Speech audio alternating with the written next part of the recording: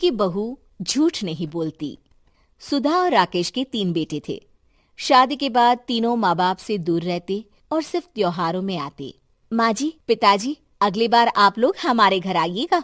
अरे नहीं बहू, सब यहीं आ जाते हैं तो घर खिला खिला लगता है। हाँ बहू, तू हमेशा बुलाती है तो जरूर आएंगे तेरे पास भी। हाँ हाँ, दीदी का घर बड़ा जो है, सब कुछ आपने शादी के बाद दीदी को ही तो दे दिया था। हमें भी दिया होता तो हम भी बड़ा घर लेते। क्यों सुनील?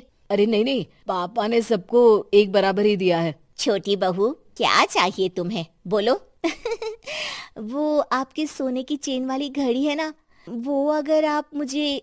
तभी वहाँ मजली बहू भी आ जाती है। और मुझे ना आपका मंगलसूत्र कितना लंबा, सुंदर और भारी भी है। अरे हाँ हाँ, तुम दोनों को ही दूंगी बहू, चिंता ना करो। चलो अब खाना लगाओ, खाना खाया जाए। सभी मिलकर खाना खाते हैं कि पड़ोसन आ जाती है। अरे सुधा बहन, थोड़ी चीनी तो देना, घर में शक्कर नहीं है और मेहमान सर पर बैठे हैं। अरे छोटी बहू, चाची को शक्कर तो दे दो।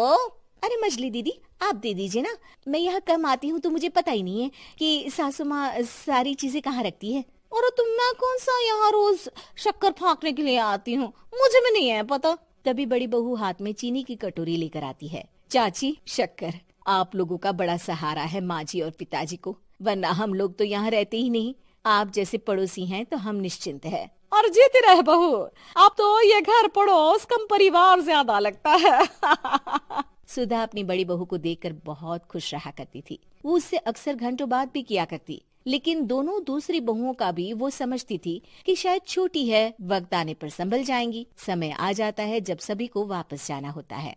माँ जी, हम लोगों की फ्लाइट पहले है, हमें इजाजत दे। वो सास के गले लगकर चली जाती है। थोड़ी देर बाद छोटी बहू कहती है, माँ जी, मैं ना ये सोफे के कवर और चादरें ले जा रही हूँ, यहाँ तो ऐसी ही पड़ी रहेंगी। हाँ हाँ बहू, ले जा। और कुछ चाहिए तो बोल। और तो चाहिए बहुत कुछ, पर चलिए कोई बात नहीं, अगली बार ले जाऊंगी मैं। ऐसे ही मंजली बहू भी घर का बहुत सारा सामान ले जाती है। सभी के जाने के बाद सुधा राकेश से कहती है, घर कितना सूना लग रहा है ना। हाँ, और खाली भी। तुम्हारी दोनों बहुएं सब बटोर गई।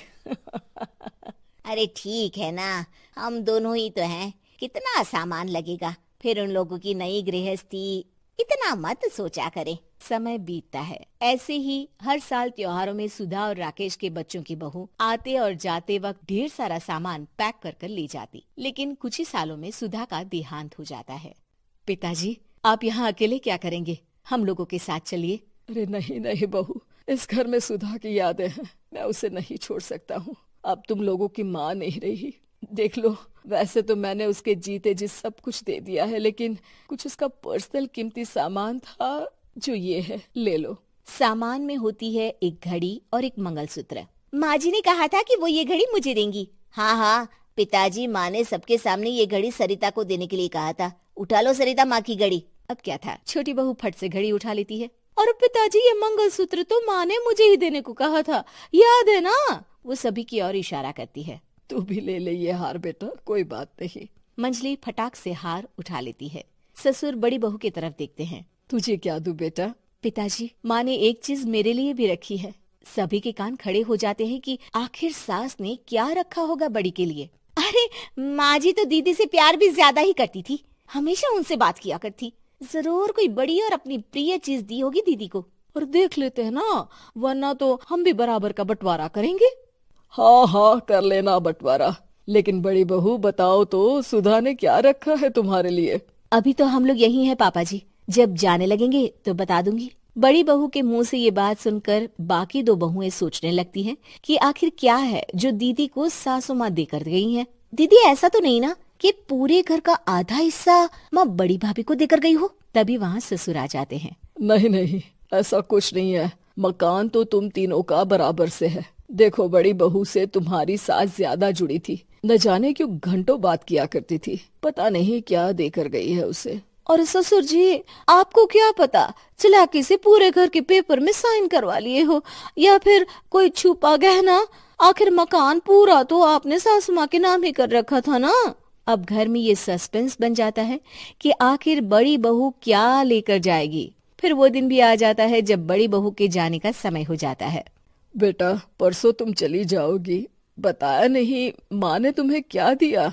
घड़ी और हार जो बेशकीमती था और तुम्हारी सास को सबसे ज्यादा प्रिय था, उसका तो बंटवारा भी हो चुका है। अब तुम्हारी बारी। हाँ पिताजी, आज मैं ये बात बताने ही वाली थी। माँ ने मुझे उससे भी बेशकीमती चीज दी है और वो है आप। आपसे अधिक प्रिय उन्हें कुछ नहीं था। माँ चाहती थी कि आप मेरे साथ रहें। चलिए पिताजी। बेटा, मेरे पास तो कोई पेंशन भी नहीं है और ना ही कोई प्रॉपर्टी।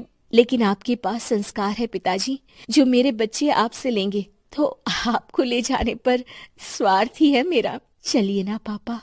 सभी के सामने पिताजी बड़ी बहू और बेटे के साथ उनके घर चले जाते हैं।